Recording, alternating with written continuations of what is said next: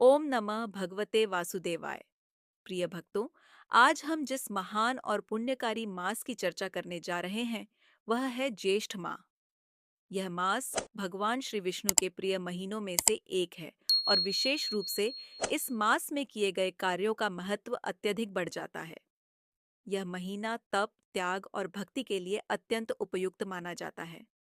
जब सूर्य अपनी उच्चतम स्थिति में होता है और पृथ्वी जल के बिना प्यास से सूखती जा रही होती है, तब यह मास हमें भगवान के प्रति अपने समर्पण और सेवा का सही मार्ग बताता है। सुनिए, एक प्राचीन कथा जो इस मास की महिमा को प्रकट करती है। बहुत समय पहले की बात है। एक छोटे से गांव में एक वृद्ध दंपत्ति रहते थे। उनका नाम था धर्मदास और सुशीलाबाई। ये दोनों बहुत ही सरल, पुण्यात्मा और भगवान के भक्त थे। उनका जीवन साधारण था, लेकिन उनकी भक्ति और सेवा के उदाहरण अद्वितीय थे। वे निर्धन थे, लेकिन उनके दिल में भगवान श्री विष्णु के प्रति अगाध श्रद्धा थी। गर्मी का मौसम था और पूरे गांव में लोग तप रहे थे। नदियां सूख चुकी थीं, तालाबों में पानी नहीं था और प्यास से लोग व्याकुल हो रहे थे। ऐसे समय में धर्मदास और उनकी पत्नी सुशीलाबाई ने एक संकल्प लिया।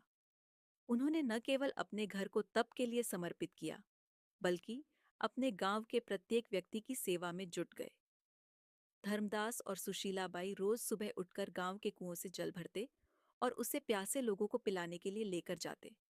हर दिन वे गरीबों को जल, भोजन और छांव देते।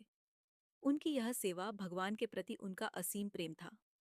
गर्मी में तपते शरीर के साथ वे दिन रात यही काम करते थे।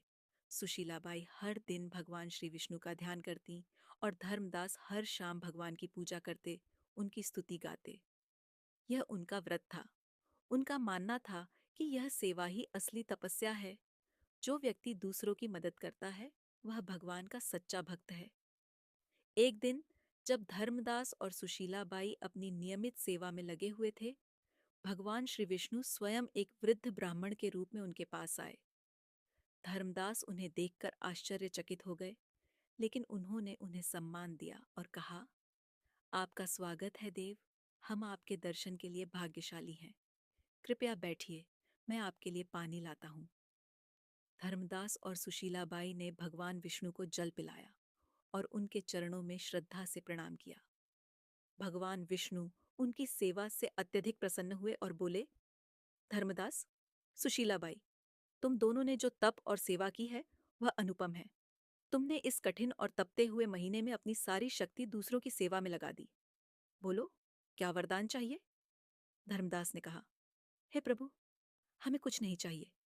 केवल इतना आशीर्वाद दें कि हम जीवन भर इसी प्रकार आपकी सेवा और भक्ति मार्ग पर चल सकें। बस यही हमारा सबसे बड़ा वरदान है।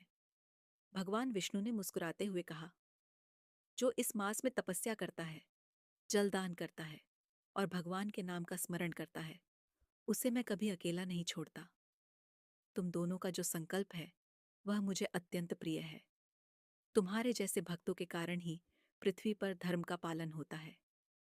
भगवान विष्णु ने उन्हें आशीर्वाद दिया और कहा, इस महीने में विशेष रूप से भगवान विष्णु के नाम का स्मरण करने, जलदान करने और गरीबों की सेवा करने से पुण्य की प्राप्ति होती है।